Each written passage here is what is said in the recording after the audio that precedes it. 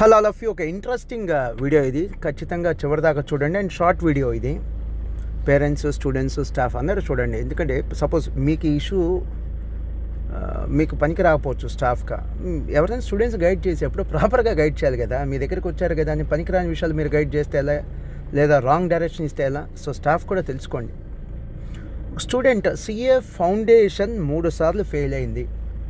నాకు thickest friend, నా చిన్ననాటి స్నేహితుడు, అతనితో రికమెండేషన్ చేసి ఈరోజు నన్ను కలిసేట్టుగా చేశారు.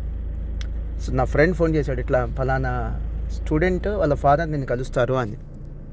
సో నేను చాలా ఎక్సైటెడ్గా ఉన్నాను, ఎవరు వస్తారు, ఎందుకు కలుస్తారు, ఏంటి, ఏ పని ఉందో నాతో అని. నేను ఇంకా ఏదన్నా ఒక మంచి న్యూస్తో వస్తారనుకున్నా, చూస్తేనే సిఏ ఫౌండేషన్ 3 సార్లు ఫెయిల్ అయ్యారు. నేను చాలా డిసప్పాయింట్ అయ్యాను. ఎందుకంటే ఫెయిల్ అవ్వని కోర్స్ ఏం కాదు. సిఏ అనేది ప్రొఫెషనల్ కోర్స్. ఇప్పుడు మన వరల్డ్ కప్ ఉంది, బెస్ట్ టీం మన ఇండియన్ టీం, అయినా ఓడిపోయామా లేదా? అది కూడా నాకౌట్ మ్యాచెస్, ఒక 9-10 మ్యాచెస్ వరుసగా గెలిచి వరల్డ్ కప్ ఫైనల్ ఓడిపోయామా లేదా? సో ఇంటర్నేషనల్ మ్యాచెస్ అంటే అలానే ఉంటాయి. ప్రాసెస్ అంటే ప్రయత్నం మాత్రమే మన చేతిలో ఉంటుంది, ఫలితం మన చేతిలో ఉండదు, రిజల్ట్. సో ప్రొఫెషనల్ కోర్సెస్ కూడా అంతే. ఐఐటి కానీ, మెడిసిన్ కానీ, యూపీఎస్సీ ఎగ్జామ్స్ కానీ, అంటే సివిల్ సర్వీసెస్, సిఏ, సిఎంఏ లాంటి కోర్సెస్ కూడా అంతే. మనకు ప్రాసెస్ ఇంపార్టెంట్ కానీ రిజల్ట్ ఇంపార్టెంట్ కాదు. మనం పాస్ అయ్యామా లేదా అది కాదు, మనం సిన్సియర్గా ప్రయత్నం చేసామా లేదా, ప్రాపర్గా ప్రయత్నం చేసామా లేదా, అది మాత్రమే ఇంపార్టెంట్. సో స్టూడెంట్ నన్ను కలవగానే డిసప్పాయింట్ అయ్యాను. 3 సార్లు ఫెయిల్ అయిన తర్వాత వాట్ నెక్స్ట్? ఇది మాకు ఉన్న క్వశ్చన్, స్టూడెంట్కి, నాకు, పేరెంట్కి ఉన్న క్వశ్చన్ అది. What next? నేనే ఉన్నానంటే, ఏమా ఏదన్నా సిఎంఏ ఫౌండేషన్ కనుక పాస్ అయ్యి ఉంటే, ఆల్రెడీ పాస్ అయ్యి ఉంటే సిఎంఏ కంటిన్యూ అవ్వు. అసలు సిఎంఏ ఫౌండేషన్ రాయలేదు సార్, ఎగ్జామ్ ఫీజు కట్టలేదు, రిజిస్ట్రేషన్ చేయించలేదు, ఇట్లాంటి ఏదైనా ఉంటే ఆ డిగ్రీ కట్టుంటావు కదమ్మా, ఆ డిగ్రీ కంటిన్యూ చేసుకొని ఇక ఎంబీఏకి వెళ్ళిపోయి, ఇక సిఏ లేదు, సిఎంఏ లేదు. చాలా ప్రెషియస్ థింగ్ ఏంటో తెలుసా? టైం. దయచేసి టైం వేస్ట్ చేయొద్దమ్మా అని చెప్పాను. ఇంకో విషయం ఏంటంటే, అమ్మా నీకు తెలియట్లేదు, మీ పేరెంట్స్ ఓపెన్గా చెప్పరు, నేను ఓపెన్గా చెప్తేనో నన్ను మీరు నెగిటివ్గా తీసుకుంటారు. మీరిప్పుడు సరైన డెసిషన్ తీసుకోకపోతే, మీరు ఆఫ్టర్ గెట్ మ్యారీడ్ మీకు వచ్చేటువంటి లైఫ్ పార్ట్నర్ సరిగ్గా చూస్తాడని గ్యారంటీ కూడా లేదమ్మా. సో దయచేసి నీ లైఫ్ని నువ్వు సీరియస్గా తీసుకో, మీ పేరెంట్స్ కోసం కాదు, నీ కోసం. ఇప్పుడు మీ అమ్మ నాన్న ఉన్నారు, వాళ్ళ పేరెంట్స్ని రోజు వెళ్ళి చూసి వస్తున్నారా? వచ్చిన సంపాదనని షేర్ చేస్తున్నారా? ఇది కూడా అంతే అమ్మా. రేపు నీ లైఫ్ నీదే, మీ పేరెంట్స్ది కాదు. నీకు వచ్చే సంపాదన, నీకు వచ్చేటువంటి కష్టం, సుఖం అన్నీ నీవే. మీ పేరెంట్స్కి ఏం పంచవు, నీ ఎర్నింగ్స్ ఏం మీ పేరెంట్స్కి పంచవు. మీ పేరెంట్స్ మీ గ్రాండ్ పేరెంట్స్కి ఏమవట్లేదు కదా, అలానే నువ్వు కూడా మీ పేరెంట్స్కి ఏమో. రేపు ఏం సంపాదించినా నీదే. సో నీ లైఫ్ అమ్మ లైట్ తీసుకోవద్దు. సో నేను చెప్పిన సజెషన్స్ ఏంటి? సిఎంఏ ఆల్రెడీ పాస్ అయ్యి ఉంటే ఫౌండేషన్, సిఎంఏ కంటిన్యూ, లేకపోతే సిఏ వద్దు, సిఎంఏ వద్దు, డిగ్రీకి వెళ్ళిపో అన్నా నేను. సో ఇమ్మీడియట్లీ అమ్మాయి అన్న మాట ఏంటంటే, it's eye opener.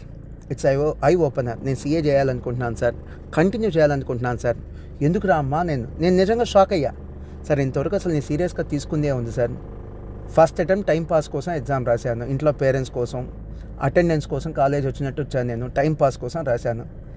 Second attempt మా అమ్మ నాన్న కాస్త కోప్పడితే ఏదో ఓన్ ప్రిపరేషన్, హోమ్ ప్రిపరేషన్ అనే పేరుతో 15 days 20 days నేను టైం వేస్ట్ చేశాను సార్. ఆ తర్వాత అడ్మిషన్ కోసం వస్తే హాస్టల్లో ఖాళీ లేదన్నారు, డే స్కాలర్గా మా అమ్మ వాళ్ళు పంపించడం నాకు ఇష్టం లేదన్నారు, ఇంట్లో కూర్చొని చదువుకున్నాను సార్. రిలీజ్ అయ్యాను కానీ అప్పటికే లేట్ అయిపోయింది. అండ్ థర్డ్ అటెంప్ట్ ఖచ్చితంగా నేనైతే థర్డ్ అటెంప్ట్ సీరియస్గా ప్రయత్నం చేయాలి సార్. బట్ మళ్ళీ వేవరింగ్ మైండ్. ఏంటంటే వేవరింగ్ మైండ్. చక్కగా నాకు ఫ్రెండ్ దొరికింది సార్, ఆ ఫ్రెండ్తో చాలా టైం పాస్ చేశాను అంది. ఎవరమ్మా ఆ ఫ్రెండ్ అన్న? Cell phone sir. సో చేతులారా 3 అటెంప్ట్లు పాటు చేసుకున్నాను సార్. నేను చదివితే పాస్ అయ్యే క్యాండిడేట్ సార్, నా కెపాసిటీ నాకు తెలుసు, నేను పెట్టిన ఎఫర్ట్స్ కూడా నాకు తెలుసు. సో నేను ఎందుకు సిఏ కంటిన్యూ అవ్వాలనుకుంటున్నాను? ఇంతవరకు నేను ప్రాపర్ ఎఫర్ట్స్ పెట్టలా, అందుకనే ఫెయిల్ అయ్యాను. ప్రాపర్ ఎఫర్ట్స్ పెడితే నేను పాస్ అవ్వగలను, అందుకనే కంటిన్యూ అవ్వాలనుకుంటున్నాను సార్ అని. గ్రేట్. ఒక మంచి క్లారిటీ ఆఫ్ థాట్ ఉంది ఆ అమ్మాయికి. తను మాస్టర్ మైన్స్లో చదివినా, ఇంకెక్కడి నుంచి చదివినా కూడా ఈ క్లారిటీతో కనుక తను ప్రిపేర్ అయితే, సీరియస్గా తీసుకొని ప్రిపేర్ అయితే ఖచ్చితంగా సిఏ పాస్ అవుతుంది. సో నక్షల్ ఒకసారి క్విక్గా రిపీట్ చేస్తాను. అమ్మాయి అన్నమాట ఏంటంటే, నేను 3 attempts కూడా ప్రాపర్ ఎఫర్ట్స్ పెట్టలేదు, అందుకని ఫెయిల్ అయ్యాను. నేను ప్రాపర్ ఎఫర్ట్స్ పెట్టి ఫెయిల్ అయితే సిఏ వదిలేసినా ఆశ్చర్యపోకర్లేదు సార్. సిఏ వదిలేయటమే కరెక్ట్ డెసిషన్. మీరు చెప్పినట్టుగా సీఏ వదిలేయడం కరెక్ట్ డెసిషన్. నేను అసలు ప్రాపర్ ఎఫర్ట్సే పెట్టలేదు, రిక్వైర్డ్ ఎఫర్ట్స్ ఏ అటెంప్ట్లో కూడా పెట్టలేదు. ఎంత ఎఫర్ట్స్ అయితే పెట్టాలో సఫిషియంట్ ఎఫర్ట్స్ ఏ అటెంప్ట్లో కూడా పెట్టలేదు, అందుకనే ఫెయిల్ అయ్యాను. సో నా ఫెయిల్యూర్కి కారణం సీఏ కష్టమని కాదు సార్, నా ఫెయిల్యూర్కి కారణం నేను కష్టపడలేదు. అందుకని ఇక కష్టపడి వర్క్ చేసి నా ఫ్యూచర్ కోసం నేను ఎఫర్ట్స్ పెట్టాలనుకుంటున్నాను సార్ అని. సో చాలా మంచి థాట్ అమ్మాయిది. సో మిగతా స్టూడెంట్స్ కూడా సిఏ సిఎంఏ స్టూడెంట్స్ అందరికి కూడా షేర్ చేస్తున్నాను, ఈ కోర్సు చదవటం గొప్ప విశేషం, అదృష్టం ఉండాలి ఇలాంటి కోర్సు చదవాలంటే. అఫ్కోర్స్ ఇది ఐఐటి కంటే మెడిసిన్ కంటే కష్టమైన కోర్సు కాదు, లేదా ఐఐటి మెడిసిన్ కంటే గొప్ప కెరీర్ ఆపర్చునిటీస్ ఉన్న కోర్సు కూడా కాదు. ఇది బీటెక్ లేదా డిగ్రీ కోర్సెస్ కంటే బెటర్, బీటెక్ లేదా డిగ్రీ కోర్సెస్ కంటే కష్టం. ఐఐటి లేదా మెడిసిన్ లాంటి కోర్సెస్ కంటే డెఫినెట్లీ ఇది తక్కువ కష్టం ఉంటుంది, అండ్ కెరీర్ ఆపర్చునిటీస్ కూడా తక్కువే ఉంటాయి ఐఐటి మెడిసిన్తో పోలిస్తే. కానీ డిగ్రీకో బీటెక్కో పరిమితం అయిపోకుండా సిఏ లేదా సిఎంఏ లాంటి కోర్సెస్ చదవటానికి అదృష్టం ఉండాలి. సో జాయిన్ అయ్యారు సరిపోదు, పెడితే సరైన ఎఫర్ట్స్ పెట్టి ఈ కోర్సుని సీరియస్గా ప్రయత్నం చేయండి. ఫస్ట్ అటెంప్ట్ కాకపోతే సెకండ్ అటెంప్ట్ కాకపోతే మ్యాక్సిమం లాస్ట్ థర్డ్ అటెంప్ట్, ఇంకా అటెంప్ట్లు ఇవ్వద్దు, మీ టైంని వేస్ట్ చేసుకోవద్దు.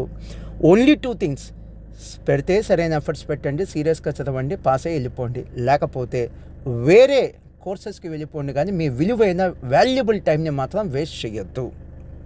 అండ్ అలానే సార్ ఈ పాపాయి చెప్పింది, ఈ స్టూడెంట్ చెప్పింది, నాకంత కెపాసిటీ లేదు, నాకంత ఐక్యూ లేదు, నాకంత తెలివితేట లేదు, నాకంత మెమరీ లేదు. అలాంటప్పుడు ఈ కోర్సులో కంటిన్యూ అవ్వటం కూడా వేస్ట్.